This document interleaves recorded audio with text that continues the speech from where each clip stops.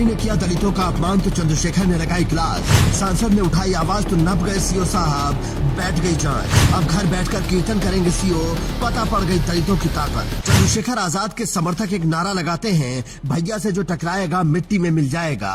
इस नारे को अगर कोई मजाक समझता है तो जिला रामपुर के थाना मिलक में तैनात सीओ राजवीर सिंह से मिल ले और पूछ ले कि चंद्रशेखर आजाद क्या चीज है, क्योंकि चंद्रशेखर वो नाम बन चुके हैं जिससे मनुवादी और जातिवादी थर थर कांपते हैं। अब सुनिए इन सीओ साहब ने क्या किया है और इनके साथ क्या हुआ है। दरअसल ये एक स्कूल के कार्यक्रम में भाषण दे रहे थे जहां इन्होंने दलितों पर ऐसी टिप्पणी कर दी जिससे चंद्रशेखर आजाद नाराज हो गए।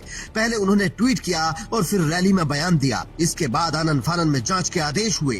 चोर चमार, वो चोर को चमार से जोड़ने का भाव उन्होंने दिया। उन्होंने कहा पुरानी कहावत है। मैं देखता हूं कि अगर इस पुरानी कहावत को एक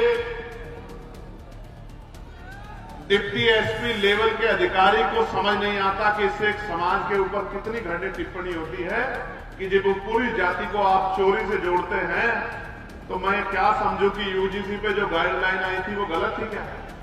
नहीं, वो गाइडलाइन गलत नहीं। वो गाइडलाइन गलत नहीं थी।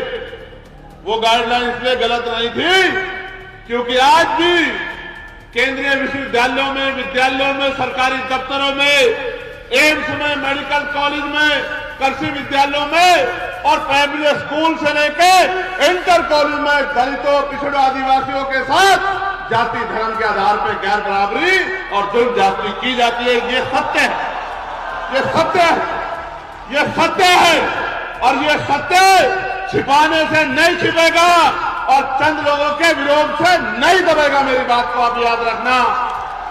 चंद्रशेखर आजाद ने जैसे ही ये मुद्दा उठाया, पूरे पुलिस विभाग में हड़कंप मच गया और कहा गया कि अब ये अफसर नहीं बचेगा, क्योंकि उन्होंने जो कुछ कहा है वो उनकी जातिवादी कुंठा को दर्शाता है। अगर उन्होंने वो जानबूझकर कहा है तो बड़ी सोचने वाली बात है कि एक पुलिस अधिकारी की सोच कैसी है, और अगर ये उन्होंने अनजाने में कहा है तो और भी ज्यादा सोचने की बात है। अच्छी थी, लेकिन कुछ बच्चे पास आउट हो गए। यदि वो होते तो हमारी टीम बिल्कुल जीतती, लेकिन इनकी टीम ने भी बहुत बढ़िया गेम खेला, बहुत अच्छा किया। और क्या कहते हैं ना, हमारे यहाँ कहावत है, बहुत पुरानी है, आप लोग समझते कि नहीं समझते हैं, हमारे यहाँ देसी गांव की, कि पहल हाथ सरदारों का, बाकी चोर चमारों का। मतलब पहला जो गोल मार लिया वही सरदार है। ठीक है, तो मैं किसी की अब सोचिए, एक अधिकारी इस लेवल पर जाकर जातिवादी हो सकता है तो यूनिवर्सिटी में आने वाले छात्र जातिवादी नहीं हो सकते, जिनको पता ही ना हो कि जातिवादी होना क्या होता है। उसके घर में जो बात रोज होती हो उसे तो वो नॉर्मल लगेगी। इसीलिए यूजीसी की गाइडलाइंस का लोग समर्थन करने सड़कों पर उतर आए हैं और कह रहे हैं कि हमारे साथ यहाँ भी भेदभाव हो रहा है, क्योंकि जब अपर कास्ट के लोग प्रदर्शन कर रहे थे तो पुलिस ने कुछ नहीं कहा, और जब हम प्रोटेस्ट करने आए हैं तो लाठियां बरसा रही है, क्योंकि पुलिस में कुछ जातिवादी अफसर बैठे हैं। हम लोग को बहुत बुरी तरीके से मारा पीटा गया है। हमारे एक साथी को बहुत गंभीर चोट भी आ गई है।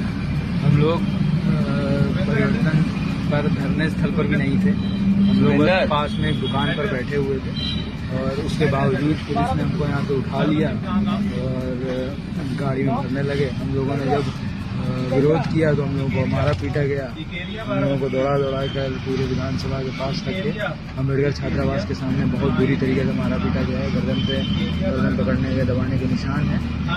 मेरा सभी साथियों से निवेदन है कि आप लोग इको गार्डन जल्द से जल्द पहुँचें, क्योंकि हमारी जान को खतरा है और हम पे कोई भी तरह का मुकदमा लगाया जा सकता है। मतलब नीचे से लेकर ऊपर तक एक ही हाल है। और कमाल की बात यह है कि इसके खिलाफ चंद्रशेखर आजाद के अलावा कोई बड़ा नेता नहीं बोल रहा है। अखिलेश यादव को पीडीए के वोट तो चाहिए, लेकिन वो दलित ओबीसी बच्चों के साथ खड़े नहीं हुए। मायावती को दलितों का वोट तो चाहिए, लेकिन वो सुप्रीम कोर्ट के फैसले का विरोध नहीं करती हैं, बल्कि वो तो ब्राह्मणों को सिर पर बिठाकर सरकार बनाने का प्लान बना रही हैं। और उनकी पार्टी के नेता बोल रहे हैं कि दलितों के साथ अत्याचार की बात पुरानी हो गई है, ब्राह्मण अब उनके साथ कोई भेदभाव नहीं करते। लेकिन सोचिए, जब इस लेवल पर बैठे अधिकारी ऐसी बातें करते हैं तो वो पर्दे के पीछे भेदभाव नहीं करते होंगे। लेकिन बसपा को शायद लग रहा है कि इस वक्त ब्राह्मण बीजेपी से नाराज हैं, तो उन्हें वोट मिल जाएंगे। तो वो ये भी बताएं कि वही ब्राह्मण SC/ST एक्ट को खत्म करने के लिए भी आंदोलन कर रहे हैं, उस पर बसपा का क्या स्टैंड है। वही ब्राह्मण बाबा साहेब का नाम मिटाने की बात कर रहे हैं और BN राव को संविधान निर्माता बता रहे हैं, तो इस पर BSP के लोगों का क्या कहना है। लेकिन फिलहाल तो वो ऐसे अधिकारियों की सोच पर ही दो शब्द बोल दें जो खुलेआम अपनी जातिवादी मानसिकता का प्रचार कर रहे हैं। आप भी कमेंट करके अपनी राय रख सकते हैं और बता सकते हैं कि ऐसे अधिकारियों को क्या सजा मिलनी चाहिए। Bureau report, India news.